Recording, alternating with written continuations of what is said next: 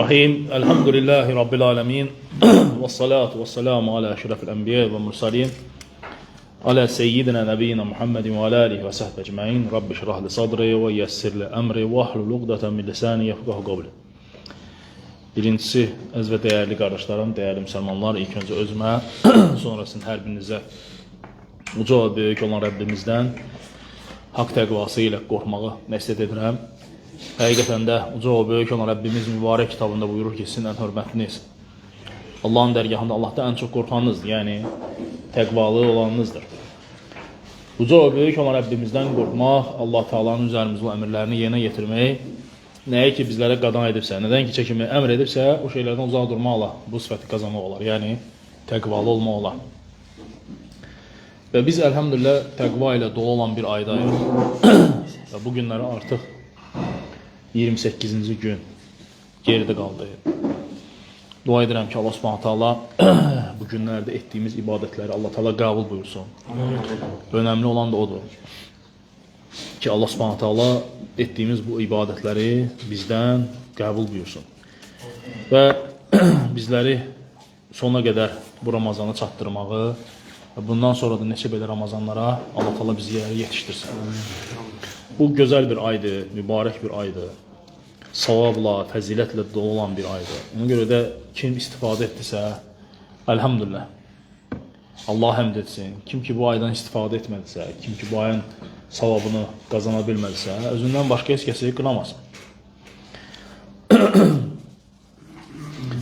Və mən istəyirəm bu günləri qısa da olsa xurma barəsində danışım.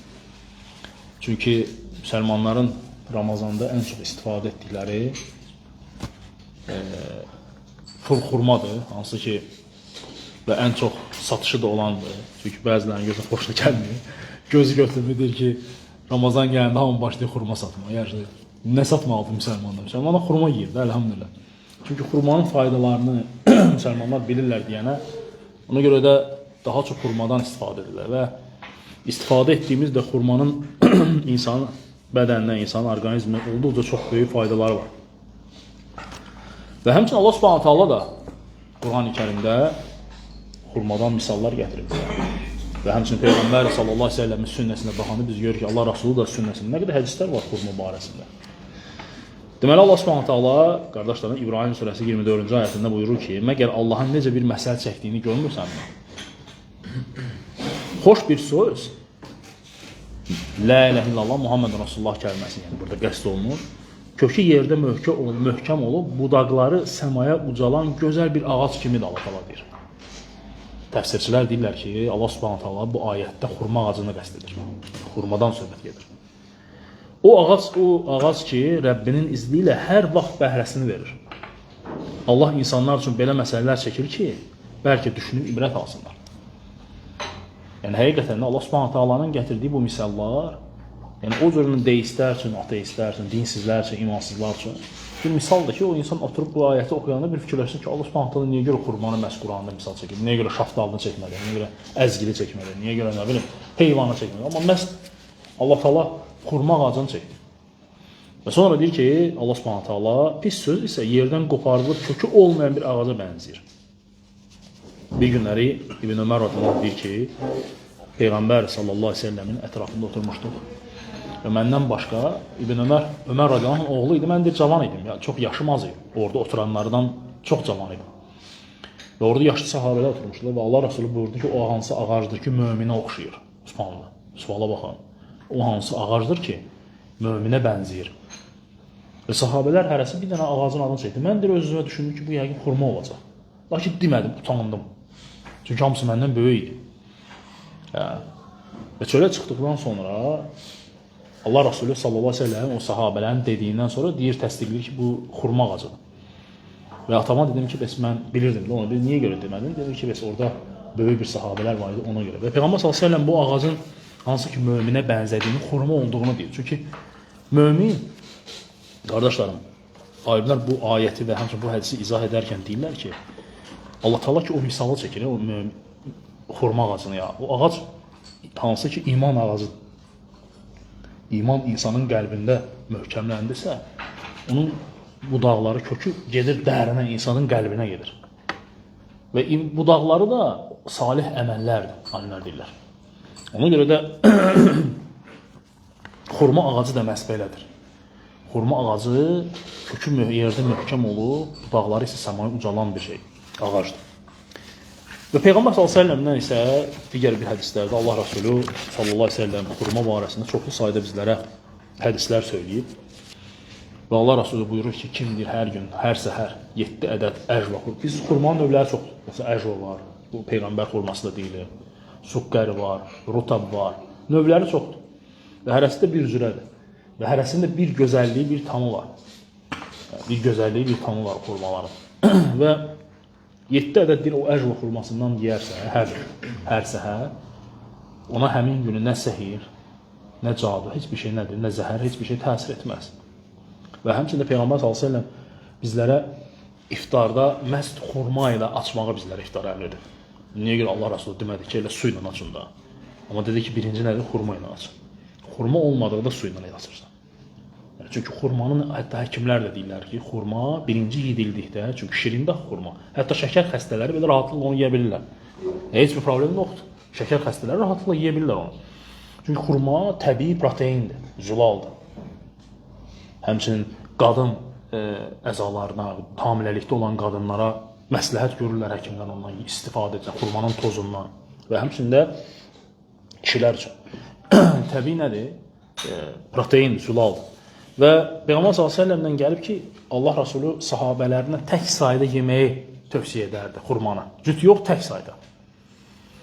Cüt yox, tək sayda yeməyi tövsiyə edirdi. Allah Subhanahu qardaşlarım Qurani Kərimdə bir çox bilirsiniz ki, meyvələrin adlarını çəkir və ən çox qardaşlar deməli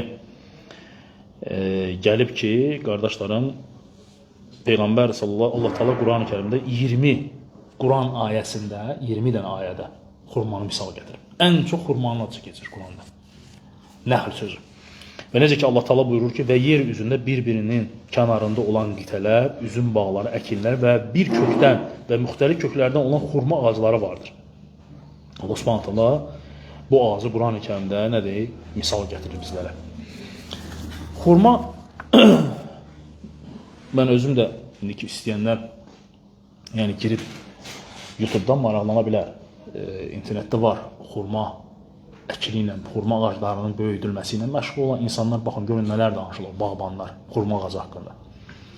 Xurma ağacı da insanlar kimi dişi və erkək olur. Yəni, qadın və kişi, dişi və erkək ağac olur. Və biz ki, xurmanı yiyir ya, bu xurmanı bizə erkək ağac vermir, dişi verir.